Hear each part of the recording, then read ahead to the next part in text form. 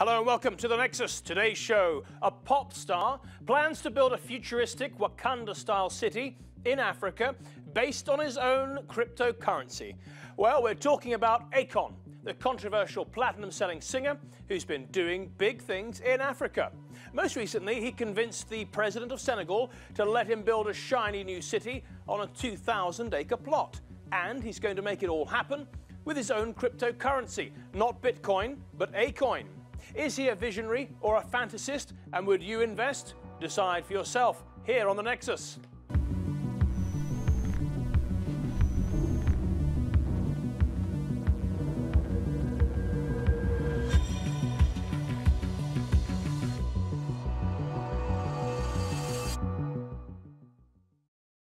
Hello, I'm Matthew Moore, and today in the Nexus we're looking at Akon and his plans to build a shiny new city in Senegal that uses his own cryptocurrency. Sounds ambitious, maybe crazy. We're going to find out with our stable of experts, including the journalist Paul Adepoju. He joins us from Nigeria. We also have Max Engelen. Now, he's a crypto specialist, crypto broker, if you like, here in London. And finally, the lecturer on African-American studies at the University of Maryland, Jason Nichols. He joins us another time here in the Nexus. So now we're all gathered. Let's find out more about the man in question in our first report, Akon Artist. Los Angeles! Give it up one more time for Akon!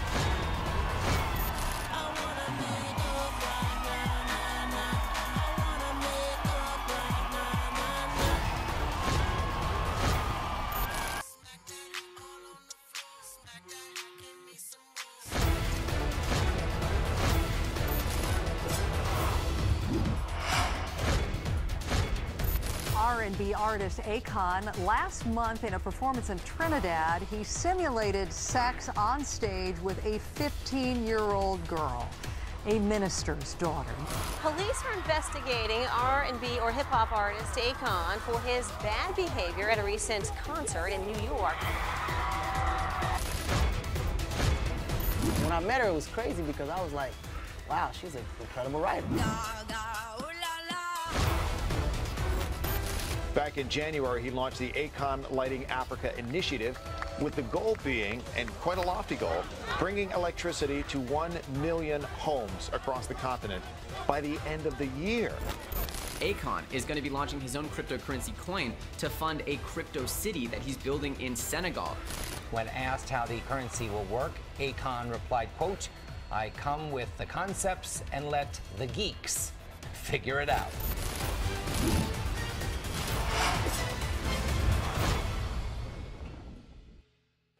Akon. Let's go to Jason Nichols. Jason, we've got to start with you. So this man's parents came from Senegal, poverty.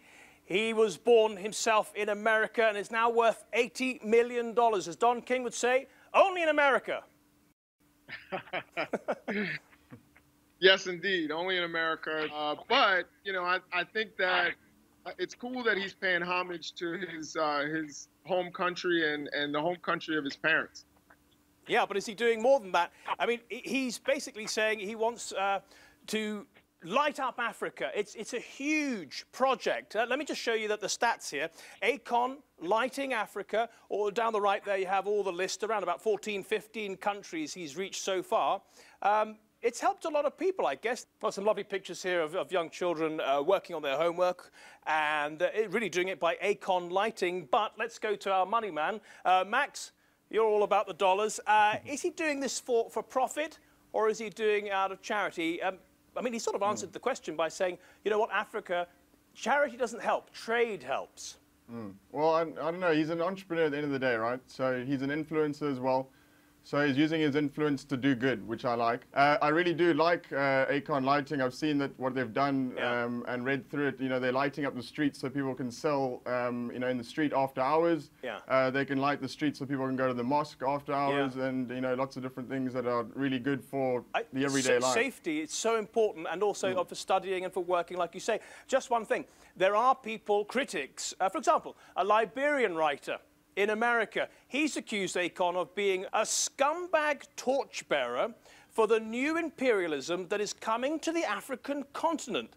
Now, that's because Akon's working with China Jiangsu International Group. That's a state-owned company that was blacklisted by the World Bank for years and which gave him $1 billion in credit, which set him alight, if you like. Listen to this. They gave you $1 billion credit line to light up Africa. How did that feel?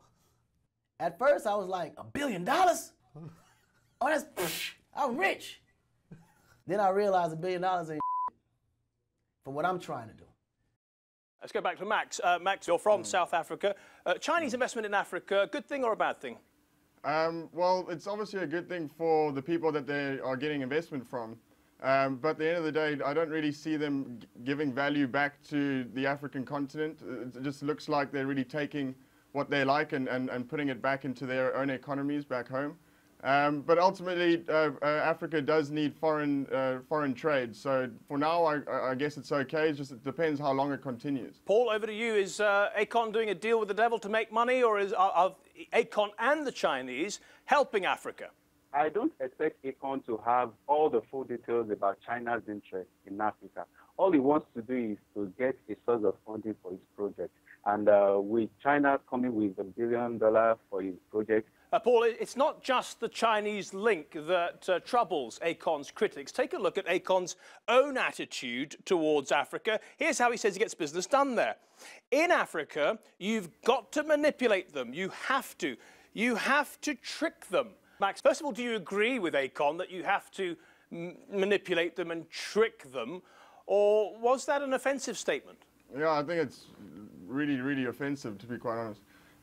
But African people are easily manipulated, unfortunately, you know, for many different reasons, especially looking at election times. You'll see that many of the politicians will go to the poorest areas and pretty much manipulate people into votes. So listen, he knows how to get things done. Obviously, he's an entrepreneur. He just wants to get something over the line and get money. Yeah.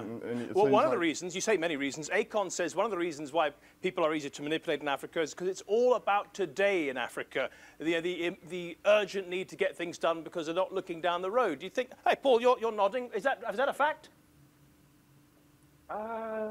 Certainly is the truth. The problem is this. People are facing immediate problems. For instance, somebody that has not eaten for days, and you are presenting him a meal, it will not be talking about Africa in the next 5 years. It will be talking about an immediate solution that will keep him alive to see the next 5 years. So the problem in Africa is different from the challenges being faced in other parts of the world. So Akon understands this, that people have immediate problems. They need immediate solutions to the problems they are facing. So where anybody that can offer immediate solutions can actually have his will, which is not right, but is the reality on ground. Same thing to you.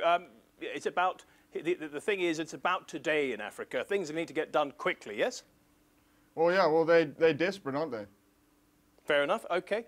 Oh, as I mentioned, Akon was born in the United States, but his parents are from Senegal in West Africa. He says he grew up there, and even as a child, he didn't have running water or electricity. No electricity, no running water. I mean, it was one of them, like, when I came to the United States and I saw how poverty was, you know, accepted here, like the projects, or what they claim to be projects, bro, Vlad, like I thought they was living in luxury compared to what poverty is back home. Well, no wonder. He says he wants to build a super modern city in Senegal that resembles Wakanda. Now, if you don't know much about either Senegal or Wakanda, here's a quick 101 on both. What do you know about Wakanda?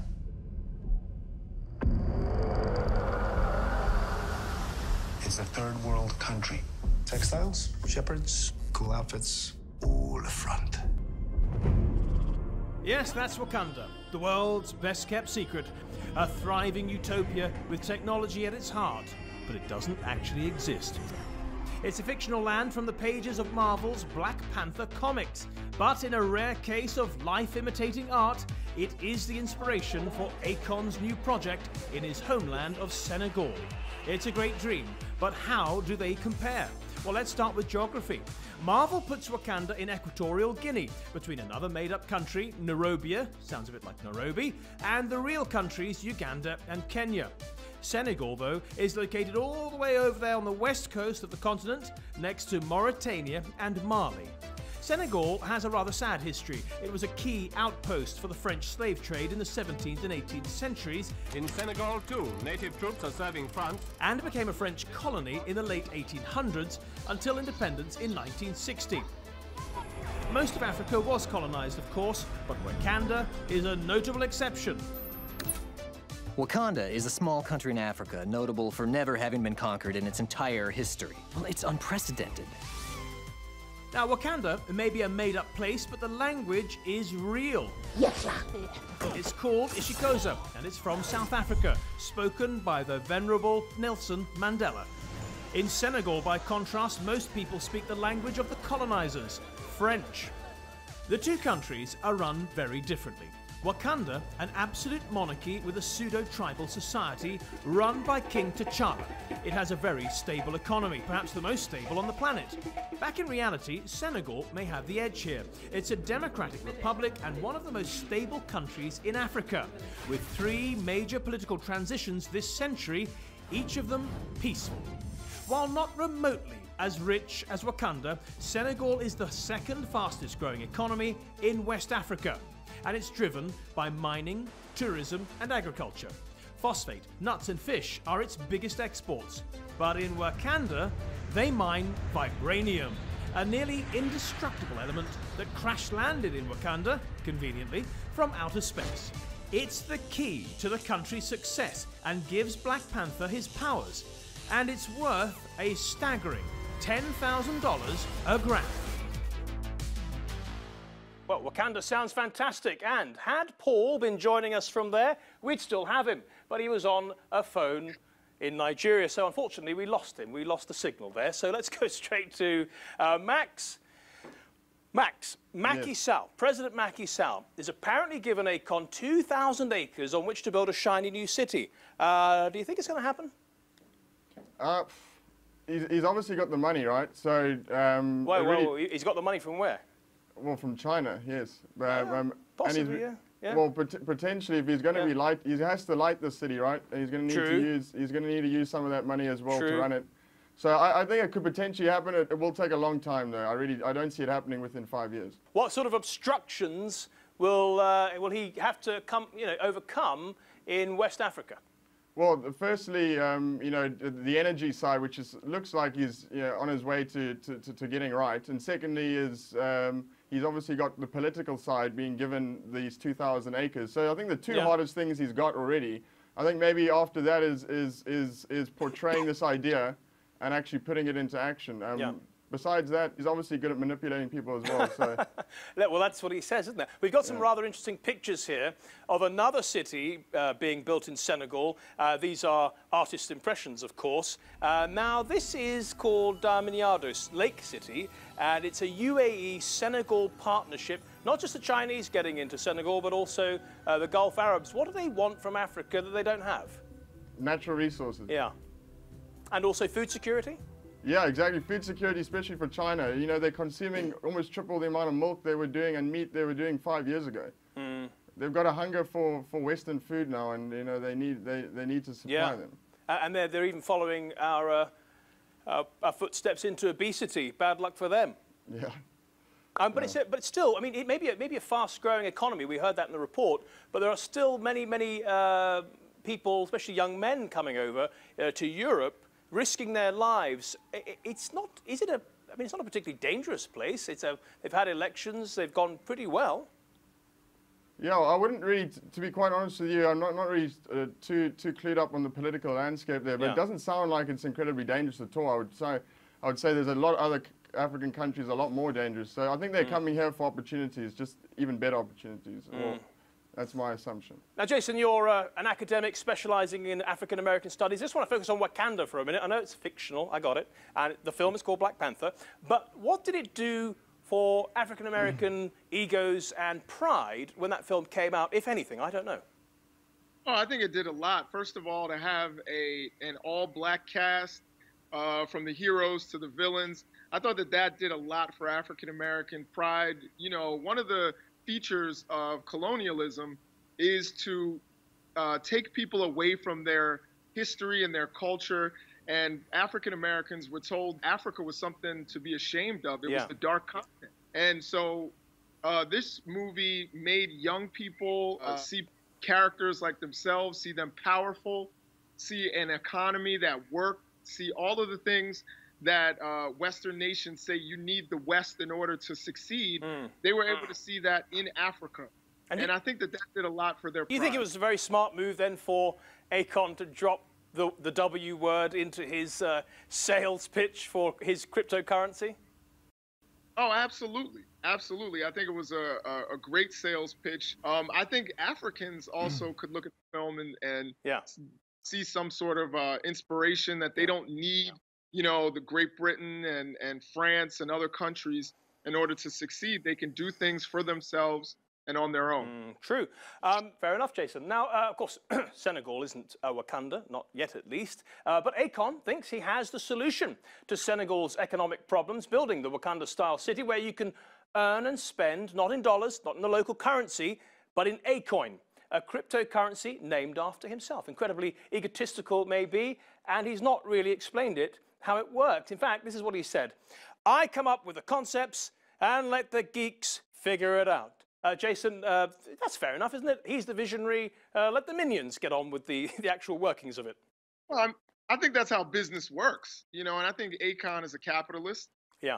It might be something that he learned here in the United States, but I can tell you that that's how business works. You know, I don't, you know, unless you're in some highly specialized business, for the most part, you have people who are interested in the business side and then people who are interested in the technical side. And so he's obviously visionary. Well, that's how business works, but how does Akoin work? How does cryptocurrency work in general? He didn't give much detail. Let's try to have a crack at what it would look like.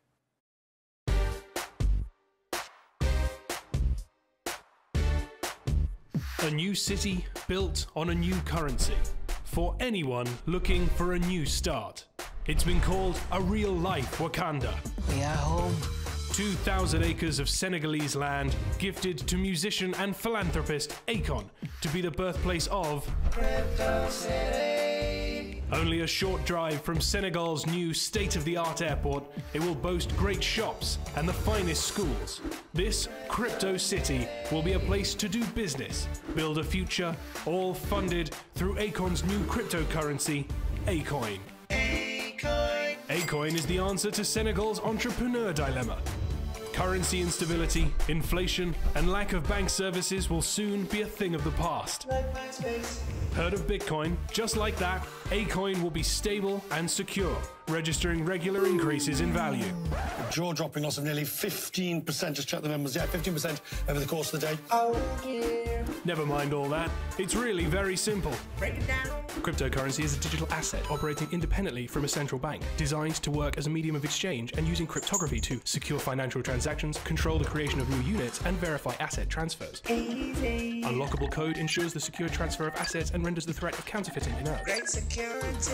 The decentralization of each virtual currency functions through ledger technology, or the blockchain, and serves as a public financial transaction database. Simple, yeah. And when celebrities like Katy Perry, Ashton Kutcher, and 50 Cent have all endorsed or invested in cryptocurrencies, they must be safe. Well, maybe. Start a family, start a business, move into the future, move into Crypto City. Crypto City. Show homes now available.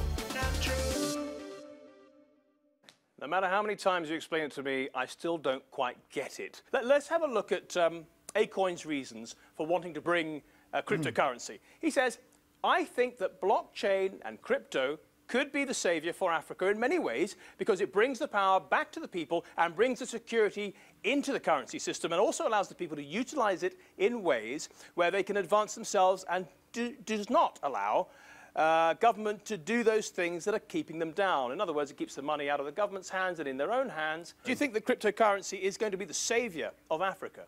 I wouldn't quite go that far, but I think it's going to change African lives 100%, yeah. Tell me. Well, I take you back to 2013, 2012, 2011, you'll see a lot of the VC firms, a lot of the Silicon Valley guys were all heading down to Kenya, South Africa, Nigeria, because at that time we saw Bitcoin as a remittance tool, right? Where we could send money across borders very cheaply, and we could do it out of the hands of these corrupt governments, which unfortunately in Africa are highly corrupt. So at that time, people used it as a remittance tool to send money back home or to just own your own wealth. Since then, Bitcoin has changed a lot. It's actually now become more of a store of value. But what's really been amazing is that it's left a legacy in Africa to all these young entrepreneurial people, that they really do believe in digital money. If you go onto Google Trends and you type in the word Bitcoin, the #1 place in the world that searches the word Bitcoin is South Africa. I think #2 is Nigeria. And I think the top 5, there are 3 African countries in there. Okay, and what about Akoin? You're a bit hesitant about that. I wouldn't put money in it, no. Why? I don't know.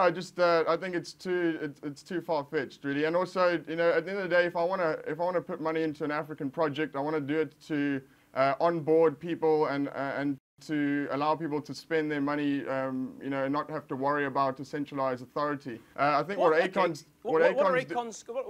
Akon's big challenges in bringing Akoin to the market?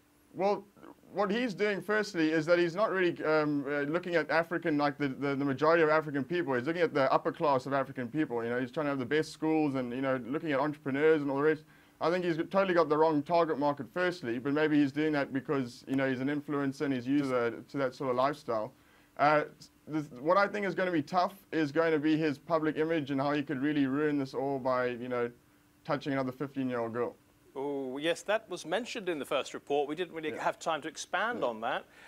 Jason Nichols, over to you. If I could just ask you, do you think cryptocurrency has a role in Africa? I'm a little more skeptical than your other guest. I know he's the expert in this area, but everyone needs a mobile phone in order to access an app. The other thing, not just a mobile phone, but a smartphone. There are a lot of other issues that, you know, it's the security of cryptos is up in the air right now. I don't think that the way I understand it, Bitcoin, or excuse me, cryptocurrencies and blockchain are not exactly the same thing. And that cryptocurrencies are not very secure. They've been getting robbed and hacked over and over. I would be a little bit, I think we need in Africa things like cement is what people need to invest in, and things that are going to help develop the continent, not an idea, not something you can't hold in your hand. He said, when he looks at African Americans complaining about the criminal justice system in America, he says, why don't they, have a listen to this, he said, why don't they move back to Africa where they'll be welcome? It hurts me and pains me a lot that, you know, African Americans constantly complain about how they're being treated in America and how the laws ain't fair and how it don't fit the minorities when they actually can always just go back home. It's literally as simple as, okay, cool, let me buy a plane ticket and see what opportunities is waiting for me back home in Africa. Well, Jason, you know, we had a chat before the show. If Donald Trump had said that, it would have been a massive breaking news, racist remark to say, but it's important who says it, right? Absolutely very important who says it. And I think it's a beautiful message. I think one that's welcoming, but I don't think it's very feasible or well thought out at the same time. There are a lot of people who can't pick up and move 20 minutes away, you know, because of the lack of resources. And then you're telling them to go and move to a continent where people are struggling to find jobs, people are, you know, the economy is still developing. You're telling them to pick up their lives and move. I think that's not very well thought out. But I appreciate the sentiment. Understood. Well, we asked at the beginning of the show, was he a visionary or a fantasist? Jason, in sum? I think he is a little bit of both. I think most visionaries are also have, you know, fantasies, and some of them come true and some of them don't. I think he'll succeed in some things. He seems to be doing pretty well with lighting Africa, but we'll see how he can do with this city. And if I can say one last thing, Sure. that the people who are going to live in this on these 2,000 acres, it sounds like it's probably going to be wealthy Africans. It's not going to reach, your average African. So I actually don't see this as big progress. Fair enough. And they'll be spending Akoin and listening to Akon music pumped through the speakers 24 hours. No, I've just made that bit up. Max, over to you. Visionary or fantasist? I'm on the fence, to be fair, because as your other guest said, you have to kind of be like a fantasist to be a visionary, right? So I think he's got good intentions, but I like your other guest just said, no, I think he's looking at the wrong target market. He should try give back to that township that he grew up in. Right. Okay. Well, Max Engelen, thank you very much, and Jason Nichols, thank you also, and Paul Adepoju. Well, we only have the bars now to thank, but thank you for your contribution too. And thank you for watching. Remember, you can see this and all our previous episodes on our YouTube channel. Thank you for watching, and see you next week.